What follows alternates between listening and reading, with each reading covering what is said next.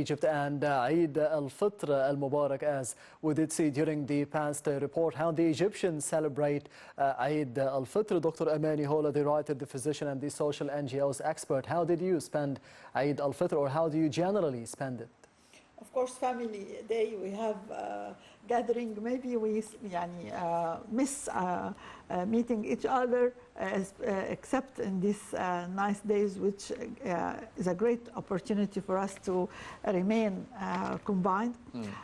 Also, for me, this year, I didn't go outside Cairo, but most of the time we used to go out for 2 or 3 days.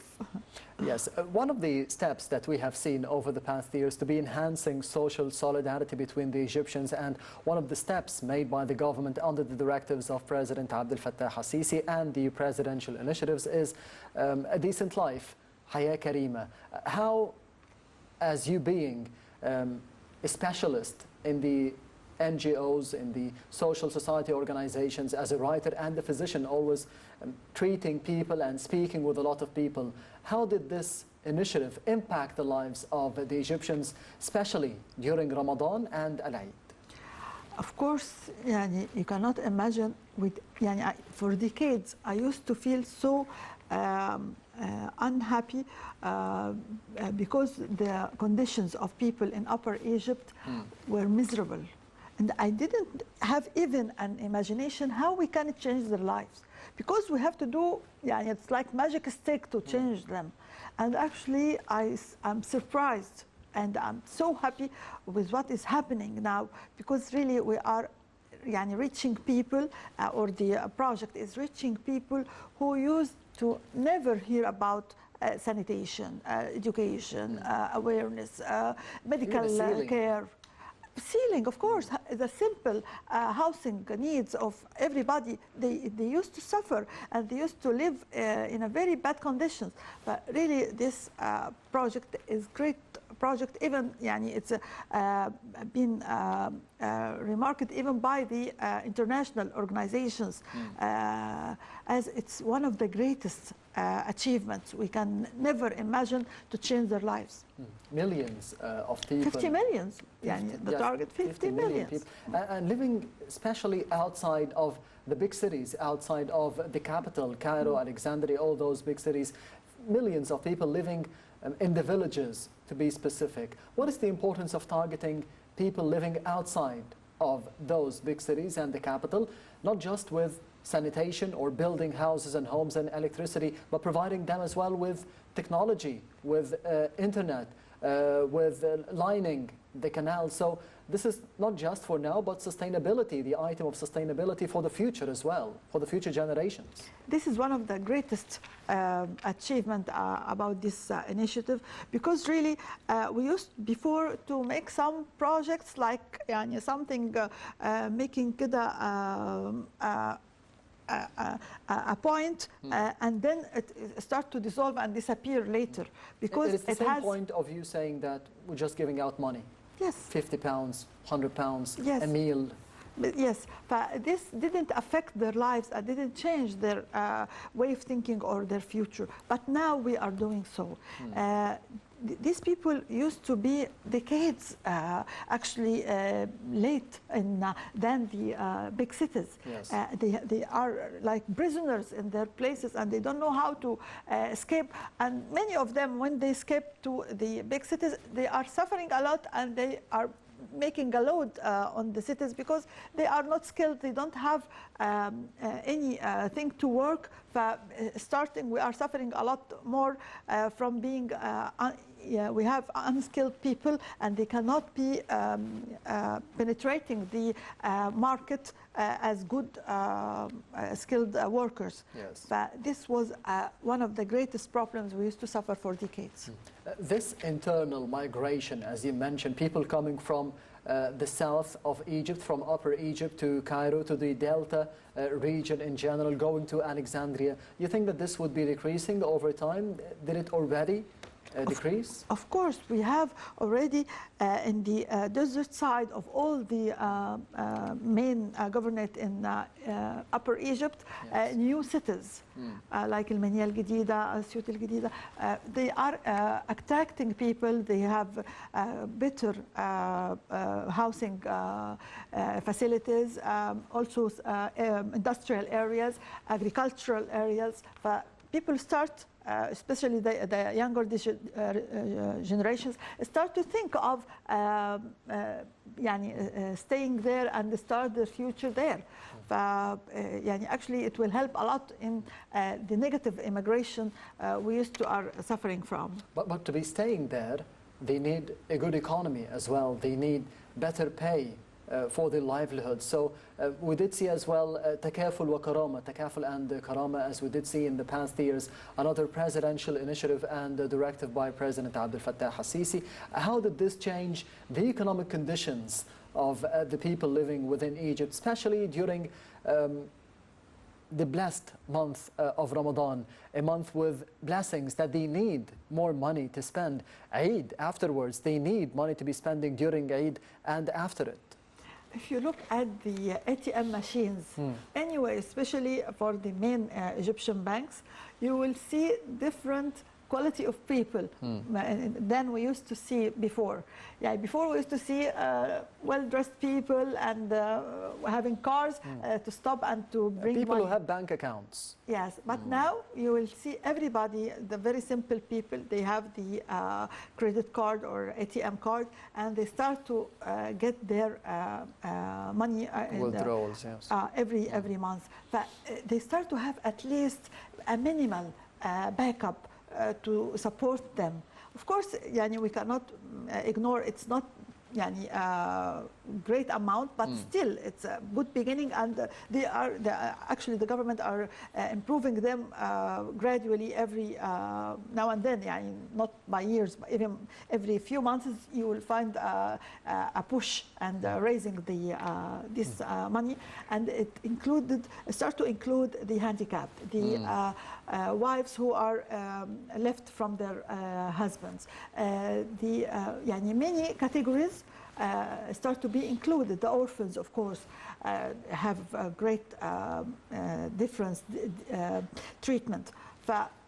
We are starting to move to a more safety feeling and more respecting the needy people than before. Yes, we did see as well over the past few years support given to the people, especially after the COVID-19 or the coronavirus pandemic in 2019 and 2020, and then afterwards the Ukraine-Russia conflict and the economic crisis that took place all over the world, and more specifically in Africa and the region. How do you see the efforts of the Egyptian government to be supporting the more needy families or the lesser brackets here in the country, despite having all those challenges, the economic challenges?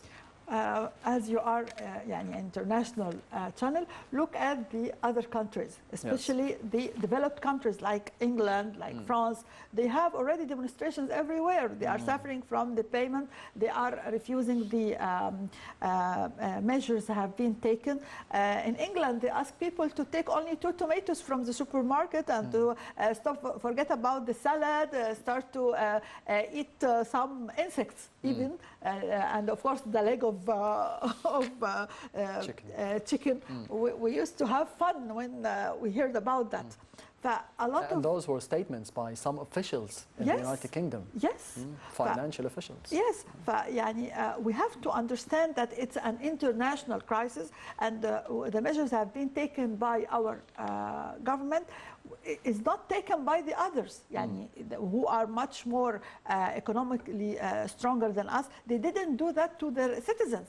We are trying to help much more than the very well established and developed economically countries.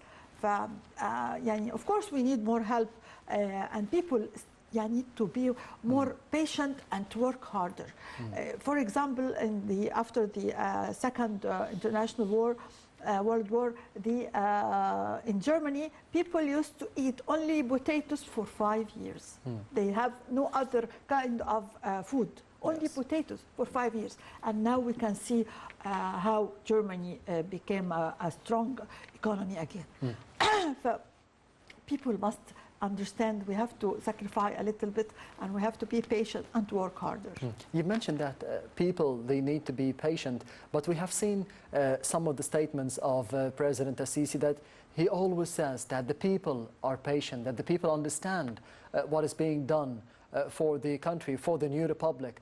Do you see this response for the people that you deal with on a daily basis, that we understand what is happening, we understand that there is a new capital, there's a new republic, there are new cities all over Egypt, and more specifically, as you mentioned, in Upper Egypt, like New Aswan, for example. Do you think that there is understanding by the people as well as patience? You know, the Egyptian citizen has a unique personality. Deep down, he understands. But actually, you are surrounded by foreign forces are trying to push you to the edge, trying to destroy your country. But they are giving you a negative message. They are trying to penetrate and make the feeling that people are not accepting what's happening. Yes. But deep down, when you talk with any, Yani, I have my one of my friends, Yani, he is used to complain. But when he mentioned the new ways, he said them in a proud way. He is proud of what's happening, although he is complaining. But this strange mix is in many of our people, because we used to not to have a good trust in our government. Yes. But now we are trying to look again and to start to recalculate our considerations. يعني by the time the people who are a little bit ignorant and they don't understand will understand. And also the campaigns against our country, thank God, يعني, people gradually discover them and understand them. I am betting on these people, and I know they will understand the reality. Yes, those challenges that you've mentioned, that some people, evil people, are trying to push the Egyptian people over the edge, at least psychologically, and to be complaining all the time and hating everything around them. This is happening mostly on social media. How do you see the importance of social media nowadays, not just for the Egyptians, but for the whole world, in terms even of new generation wars? I will never forget the fall of Baghdad, one of the greatest Arabic armies. They fall because of the negative and the lies of the media, unfortunately. This is the big lesson. We have to put it in our minds. Yes. Of course, we have a virtual world, actually, with a virtual lies, with a virtual people, and with, of course,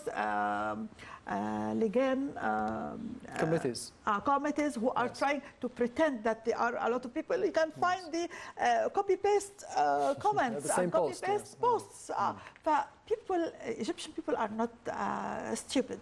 I am betting in their intelligence, and I know they will understand. But we have to be aware also, and to always give them awareness about what's happening. Doctor, as you are a writer and an expert in the social non-governmental organizations, we have seen another campaign recently that from the government, they want to support the females or the younger women of Egypt, but with certain rules. They shouldn't be married until the age of 18, for example. What is the importance of supporting people and supporting the females in terms of women empowerment, but with certain rules to be protecting them for the future as well?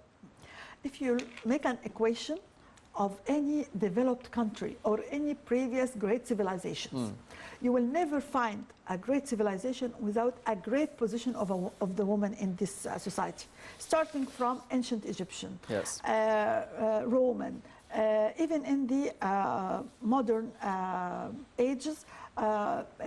Europe start to have the Renaissance and to change the dark decades by improving the position of women in the society, because the church before used to say it's a second-class citizen, it's an evil creature, negative ideas about women. You disabled half of the society and the half who is raising the other half. Can you imagine you are يعني, making the community disabled when you are ignoring the women rule. President Fattah al-Sisi يعني putting in his mind, I think, this equation, and he's trying to improve the whole society by improving the position and the roles of women. Yes, as an expert in this field, in helping and supporting people in different brackets, what are the needed initiatives, especially under the directives of President al-Sisi, that need to be done and implemented to be supporting more people on the ground? Vocational training, plus awareness. Just يعني I want them to consider, I hope يعني to put in priority vocational training. This is how China becomes China. Everybody is working, even the children. I'm not talking about the child rights, but I'm talking about they need to learn and work at the same this is time. An experience we have to learn from. You know, they make schools inside factories. يعني the child learn how to read and write and how to make a vase, how to make whatever. Even a simple step. يعني one part of the manufacturing process. You know, I've seen a wonderful way of thinking. You know, a vase, a child is just making the leaf. Green leaf, and the other one is making the red point in the middle, and the other one is making the yellow sun up. He is repeating the same thing all the day, he becomes perfect because of repetition. Yani, this is a simple way to learn. They are learning and they are gaining money in the same time. It is teamwork. Yes. Do we have this value of teamwork nowadays in Egypt, that we need to be working together for the future generations and for the future of this country? You pressed the wand, actually. Unfortunately, even outside Egypt, when you hear abroad, unfortunately, we start to not to gain this spirit in working. Instead, we have just negative fights under the table. They are trying to push the others to be the internal conflicts. Unfortunately. This is because of the decades of ignorance and not having the educational system, the real rule of وزارة التربية والتعليم. يعني it's the Ministry of Education first, and يعني it's in the name of the ministry we mentioned how to raise people, not only educate them. I hope we start to regain the teamwork feeling, because this is the key word of the success of many countries. On the other hand, during Eid al-Fitr, what can the charities do for the people? Because you mentioned that a lot of people, they go away, they don't work, they just stay at their villages for maybe 10 or 20 days at a time. Unfortunately. So how can we be helping them? Do we need to be getting there to be helping them, or how does things go? We are making some attractive ways to let them start again their activities and forget about being lazy. We make programs after Eid for training and giving some benefits for the early bird who is coming earlier, who is working harder. Even يعني, it reached the level to a smartphone. يعني, for the young as a gift. As a gift, not actually a gift, but it's. I never give gifts. I learned that when you want something, I will give it to you. Work for it. But you have, يعني, I will give it to you. You want it, but you have to pay back. In different ways. يعني, if you succeed and get high marks, okay, it will minimize the costs you need to pay. If you work harder and help others, يعني, I make like points. to minimize the cost you have to pay. If you don't follow the rules, I will take it back. It is kind of an incentive. Dr. Amani Hola, the writer, the physician, and the social NGOs expert, thank you very much for being with us tonight on this special episode celebrating Eid al-Fitr, and a happy Eid for you. Thank you, and happy Eid for all Egypt. Anytime. And this brings us to the end of this special episode. Thank you for watching, and goodbye.